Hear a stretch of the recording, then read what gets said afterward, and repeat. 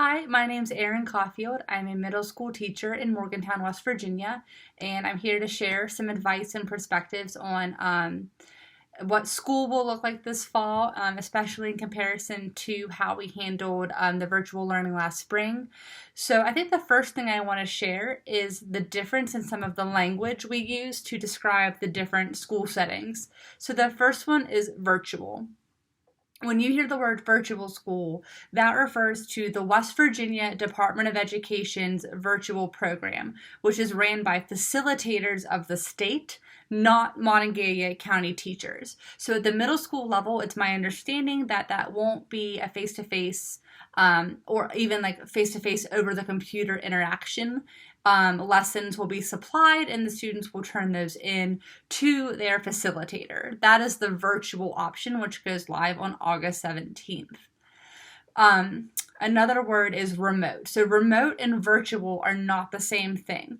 Remote is when students and teachers will be working from home due to increased cases in COVID, which with the new metric that just came out from the State Department, that would be when you see red.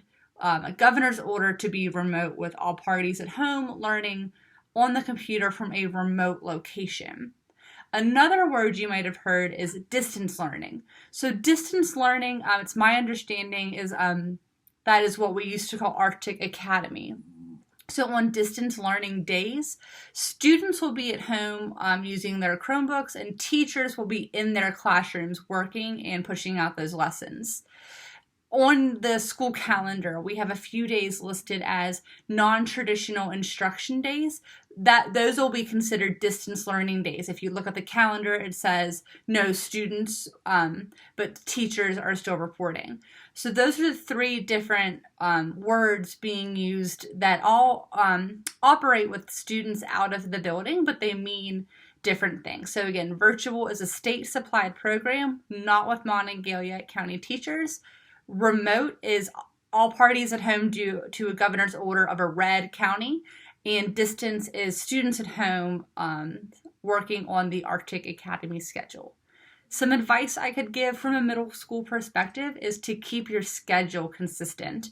So we're going to do our best to encourage students to keep their sleep schedule the same as it would be for school, to keep their eating and exercise schedule the same as it would be for school, to keep that consistency. I think an issue I saw a lot in the spring was students turning in work at 8 and 9 o'clock at night, asking questions that I might not have seen till morning. So keeping that consistent schedule, even following your class schedule to do the courses in order as you would see them in a face-to-face setting, is going to keep that schedule normal for your student. I hope this helps, and looking forward to moving forward through this semester.